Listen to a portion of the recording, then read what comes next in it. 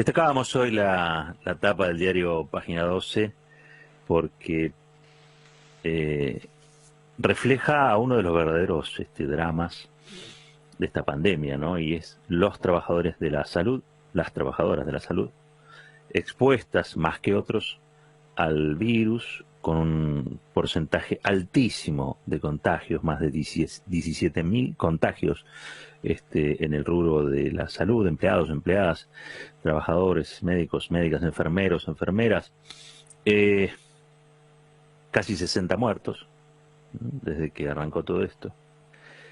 Y fundamentalmente un, un problema que me parece que todavía no ha sido resuelto en materia de comunicación. Creo que por eso lo de Página es muy destacable. Y tiene que ver con que esta pandemia, así como trae gente horrible y negadora, vamos a decirlo así, horrible y negadora, como nos enseñó Alicia, la psicóloga, más que eso, profesora de salud mental, Alicia Stolkiner, también nos ha permitido, nos ha puesto lentes para ver el enorme esfuerzo de gente que trabaja en un rubro que fue muy desfinanciado, muy atacado, muy quebrado por las políticas neoliberales de los últimos años. Y ahí están, ¿no? Los trabajadores de la salud en primera línea frente al virus, siempre tan castigados, ¿no? Siempre tan castigados, quiero decir, uno va a atenderse al hospital, hospitales que durante años han sido, insisto, desinvertidos, muy pocas veces reacondicionados, con un tipo que te atiende que puede ser el vigilador, porque es lo único que separa el mundo exterior del acceso real al hospital y a sus servicios, donde las guardias están saturadas por la demanda, mucha gente que se quedó sin trabajo y por lo tanto también se ha quedado sin cobertura de salud y que tiene que concurrir. Digo, uno no va a descubrir nada si pone en palabras cuál es el escenario en el que hoy se desenvuelven estos héroes. Es un escenario, diría yo, de imposibilidades cotidianas y donde hacen con mucho. Eso tiene enorme valor. Enorme valor. Hacen mucho con nada, quise decir. Eso tiene enorme valor. Me parece que los profesionales de la salud,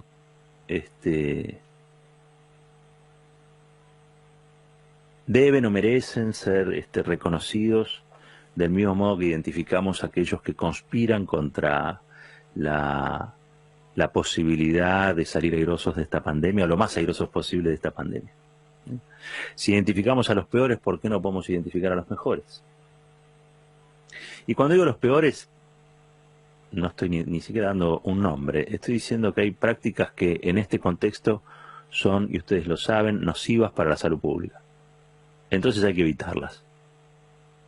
Aquellos que quieren discutir la libertad en el marco de una pandemia y no en el marco de una dictadura, lo cual sería realmente para tener en cuenta y algo muy loable y muy justo y muy digno, pero aquellos que quieren poner la discusión de la libertad en un contexto como este, donde lo único que nos mantiene más o menos protegidos son la resignación de cierta circulación, de ciertas actividades que no hay que hacer, pero me parece que allí hay como un falso eje, ¿no? Pero ese falso eje lo pone la política.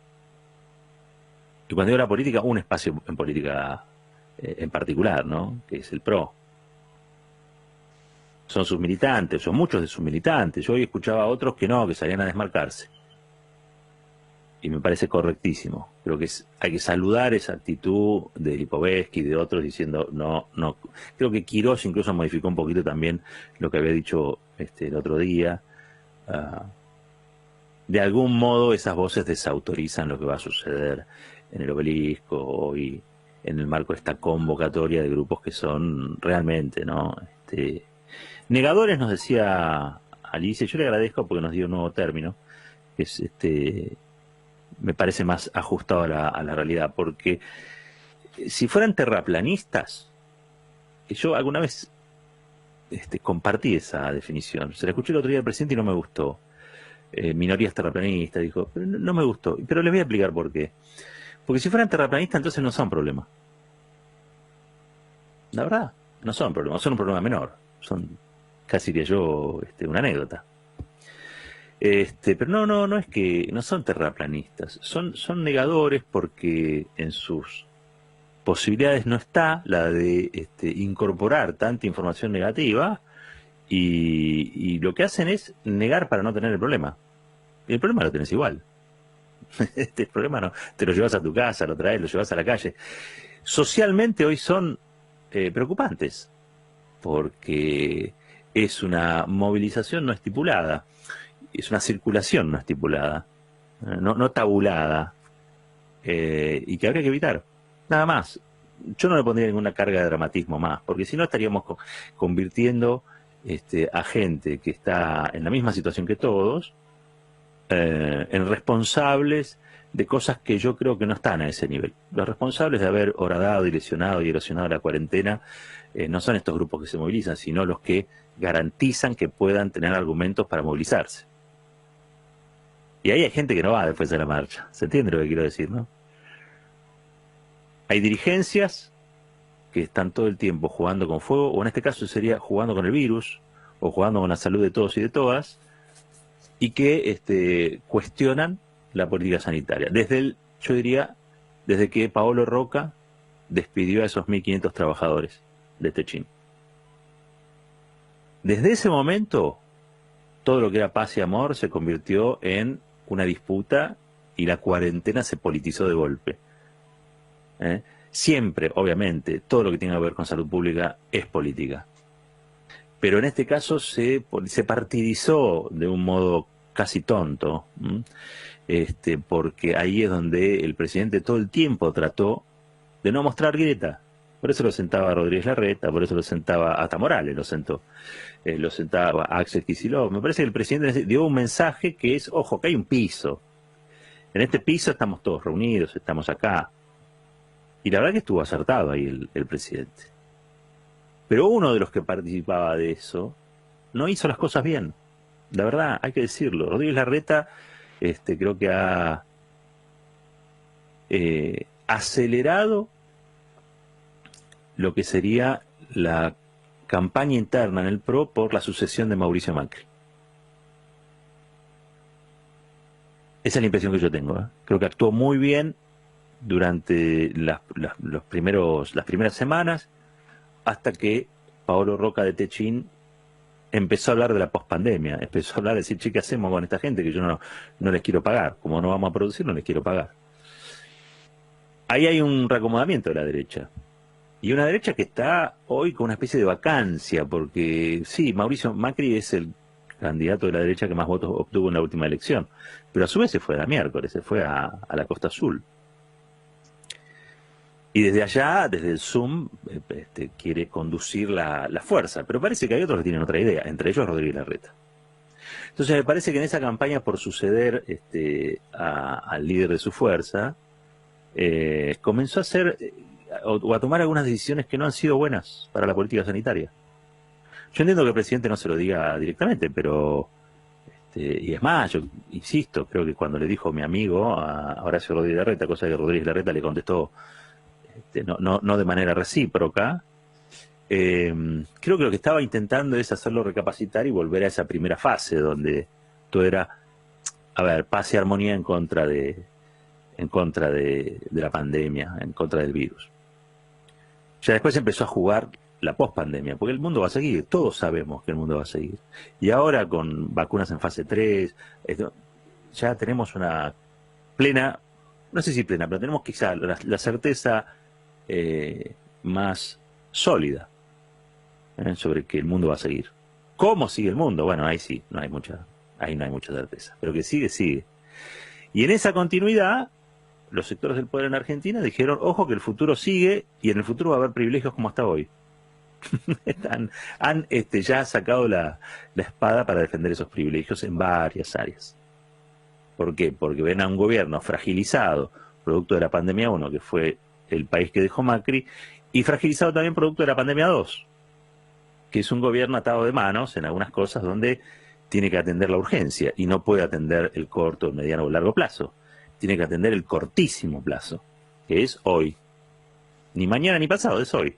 Todos los días me parece que ha sido así. Y en eso creo que Horacio Rodríguez Larreta ha sido desleal en un punto. Porque buena parte de la... A ver, me quiero corregir. La pandemia también lo agarró a Horacio Rodríguez Larreta, no es que la inventó él. No es el responsable de la pandemia, que quede claro. Sí creo que ha tenido una actitud poco responsable porque el epicentro, ¿sí?, de la pandemia, el foco original, ¿sí?, se da en la ciudad de Buenos Aires. Porque es la de mayor circulación, es por la que tenía más contacto con el exterior. Imagínense que en Formosa, ¿cuánto tiempo, cuántos meses pasaron hasta que en Formosa hubo un caso? Un contagio. En cambio, en la ciudad de Buenos Aires rápidamente se vio, y se fue fundamentalmente en la zona norte, ¿no?, de la Cava y zona norte de Gran Buenos Aires, es donde se concentra. Y cuando uno va ahí, va a ver que hay buen poder adquisitivo y fundamentalmente lo que hay es capacidad o posibilidad de ir al exterior. Porque el bicho vino con los aviones. No llegó nadando a través ingresó por los aviones. Aviones que generalmente traen a sectores medios, o sectores medios altos, que en muchos casos respetaron la cuarentena, yo creo en su gran mayoría, y en otros casos no. Pero ahí se produce quizá uno de los peores errores que ha cometido Larreta en este contexto. Y es empezar a liberalizar sectores o rubros, fundamentalmente el comercio en la ciudad, que requieren mano de obra, es decir, requieren los empleados que tienen que venir desde la provincia de Buenos Aires. ¿Y cuál fue el argumento? Bueno, la libertad, siempre se plantean las mismas cosas, ¿no? Pero esencialmente a mí me parece que Rodríguez Larreta lo que no quiso fue financiar la cuarentena. No quiso financiarla, no quiso hacer como el gobierno nacional que dijo, che, tenemos una política sanitaria y si nosotros no le ponemos 10 lucas en el bolsillo a los que están cobrando la IFE y no hacemos los ATP para que esto se va al demonio. Porque la gente va a tener que salir sí o sí, aunque sea revolver el tacho de basura, digo, para llevarse algo a la casa. Entonces el Estado anticipa esa situación de catástrofe y dice, vamos a hacer estas políticas. Pero tiene un enorme costo, y sí, pero más costo tiene, ¿sabes qué? Las muertes, más costo tiene el deterioro que se produciría si nosotros no hacemos esto. Y ojo, no es que Fernández inauguró el paraíso, pero el Estado estuvo, como pudo. Estuvo, un Estado quebrado, estuvo. Habrá que reconocérselo. Yo siempre digo, cuando la historia futura dé vuelta a la cara y mira hacia atrás, lo va a ver a Fernández haciendo las cosas correctas. La verdad, hay que decirlo. A algunos les gustará su estilo, pero hay que decirlo. Hizo las cosas que había que hacer. Las cosas que era un estadista en una circunstancia como esta. Y es todo lo que uno pide en una situación así. Hay que ser líder en la catástrofe, porque líder en la bonanza se anotan todos. Pero hay que ser gobernante en el medio de una pandemia de estas características, con un enemigo invisible, y con una derecha ultra belicosa, que le dio exactamente, creo que 40 días al gobierno. Cumplió a rajatabla. Después fue hostigar y tratar de erosionar todo lo que pudiera la política de restricción. ¿Para qué? Para que haya más circulación, para que haya actividad económica. Hay una nota muy buena el domingo, fin de semana, de Alfredo Sayacho, se la recomiendo porque es muy clara en relación a esto, ¿no? ¿Quiénes son los que produjeron las grietas o la erosión alrededor de la política sanitaria llamada cuarentena? Y ¿por qué lo hicieron? ¿Cuáles son los intereses detrás de todo eso? Por eso decíamos que la pospandemia va a existir, el mundo va a existir. Y lo que quieren muchos grupos es que también continúen los privilegios. ¿Y qué mejor cosa que asegurar un privilegio cuando hay un gobierno que está retenido por la urgencia? Y eso es lo que viene pasando, y eso es lo que uno nota a veces cuando dice, che, pero el gobierno puede hacer el gobierno puede hacer muy pocas cosas más. Porque a medida que está haciendo esto, está reestructurando la deuda, a medida que está haciendo esto, también está viendo cómo se hace con el FMI que viene. A ver si entendemos que Macri ha sido una tragedia. Porque ahora resulta que los negadores son solamente los que van al obelisco. No. También podríamos inscribir dentro de esa categoría a los que no registran que acá hubo un estado de la economía prácticamente de posguerra. O sea, el gobierno toma el poder o asume, ¿sí?, con una situación, y siempre lo decimos acá, de tierra arrasada. ¿Qué quiere decir tierra arrasada? No hay nada. Y se reinventó desde el primer día como pudo. Yo creo que al menos ha restaurado el sentido nacional en la negociación con la deuda y también ha rescatado al Estado para que brinde las funciones esenciales, la salud entre ellas, ¿no? La salud entre ellas. Pudo darse un tiempo el Estado para generar las cámaras, los respiradores. Eso es valiosísimo, eso es valiosísimo. Imagínense qué hubiera pasado con Macri. Una y mil veces, imagínenselo. Para terminar, sobre el tema Rodríguez Larreta. Rodríguez Larreta no quiso financiar la cuarentena. Ese es el conflicto. No quiso decirle a los comerciantes, por favor, no abran los comercios, porque si no yo tengo que hacer un traslado. Me va a llamar Kicillof y me va a decir, loco, me está metiendo 1 millón de personas a la ciudad donde están los contagios que después vuelven al conurbano. No pueden quedarse a vivir o hacer cuarentena en la ciudad. Vuelven. ¿Y con qué vuelven? Vuelven con el virus, porque el virus lo que busca es gente para trasladarse. Por eso hay que cortar todo lo que se pueda la circulación. Pero bueno, es evidente que se boicoteó esa posibilidad cuando Horacio Rodríguez Larreta no quiso bancar económicamente a esos comerciantes, a los peluqueros. ¿Ustedes se acuerdan cuando le iban a reclamar a los peluqueros? Y ustedes se reclamaban por los peluqueros. Bueno, los peluqueros son un comercio. Yo no sé cuánto facturarán las peluquerías en la capital federal. Imagino que bastante, una ciudad de 3 millones de personas, creo que bastante. Y era muy sencillo, era tratar de ver de qué manera el Estado municipal, el Estado de la Ciudad de Buenos Aires, podía llegar con algún recurso a aquellos que no tenían ninguna forma de generarlos. Eso es gobernar. Eso es gobernar. Y no lo hizo. ¿Cuánto tiempo pasó? Y yo me acuerdo que los peluqueros agarraban e insultaban a Fernández. Es insólito. Insólito. El gobierno que hizo los ATP, que puso esos créditos a tasa subsidiada o a tasa cero, que mantuvo el IF, a ese gobierno le reclamaban los peluqueros. ¿Por qué no le iban a reclamar a Larreta? Bueno, no por nada, ¿no? Larreta pone mucha plata, toda la que no puso en lo que podría haber sido el rescate de esos comerciantes en publicidad. Entonces, te lo muestran como si fuera un estadista. Porque se puede, desde las páginas de un diario, producir un estadista. Después, acuérdense de la Rúa. De la Rúa era el Kennedy argentino, ¿eh? Yo lo vi, no me lo contaron. Era el Kennedy argentino. Sabemos cómo terminó esa experiencia. Bueno, ojo con Rodríguez Larreta, porque Rodríguez Larreta tiene cosas muy parecidas. Vamos a decirlo una vez más, porque me parece uno de los ejes fundamentales para entender por qué hacen esas cosas, por qué hizo lo que hizo. La mirada que tiene el PRO sobre la ciudad es una mirada inmobiliaria. No cree que haya ciudadanos y ciudadanas en la ciudad, cree que hay potenciales clientes, ¿sí? Y esencialmente, si ustedes se fijan, todo lo que hizo el macrismo en la ciudad es estético. Algunas cosas muy bonitas, ¿cómo voy a decir? ¿Cómo uno va a desconocer eso? Algunas cosas son muy bonitas. Pero cuando vivimos en el medio de una pandemia, ¿sabes para qué te sirve el Metrobús? Para nada. Para nada. Y quizá haya que hacer Metrobús, pero también haya que hacer hospitales.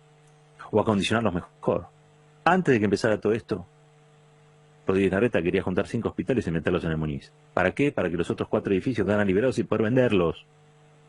Como han hecho con el tiro federal, como han hecho con tantas cosas.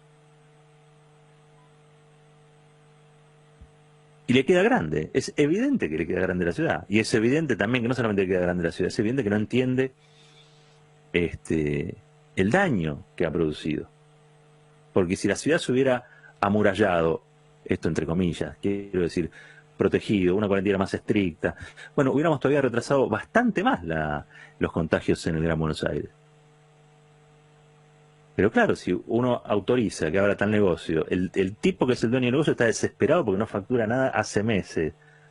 Logra abrir y es un logro. Algo que lo pone más cerca del contagio es un logro. Y agarra a los empleados, los empieza a llamar por teléfono y dice, che, vénganse porque abrimos. Y el empleado, ¿qué va a decir? Si no voy, pierdo el trabajo. Ha sido todo un mecanismo muy perverso que tiene un principal responsable yo, que es Horacio Rodríguez Larreta, y sus mandantes, ¿no?